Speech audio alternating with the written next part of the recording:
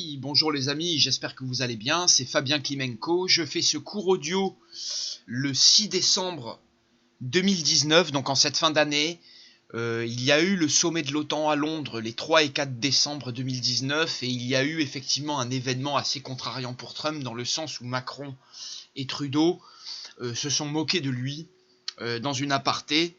Et Trump a été très très fâché, il a dû quitter le sommet de l'OTAN sans faire de conférence de presse, sans adresser de discours.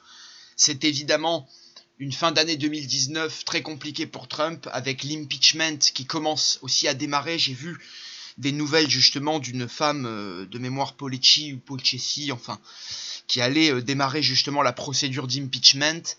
Et avec Elizabeth Warren qui va, je pense, s'installer et se présenter d'ici la première moitié 2020 comme l'adversaire de Trump pour les prochaines élections, je pense qu'il y a aussi le dossier Corée du Nord sur lequel Trump devrait se casser les dents sur les 3 premiers mois de 2020.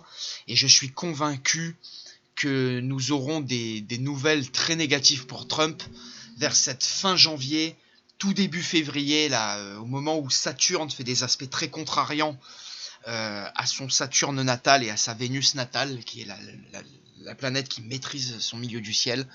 Et je pense que nous devrions voir Trump déjà dans des gros soucis là sur ces 2 premiers mois de l'année. Mais février-mars me semblent des problèmes. Et je pense qu'il va d'abord y avoir un conflit, peut-être...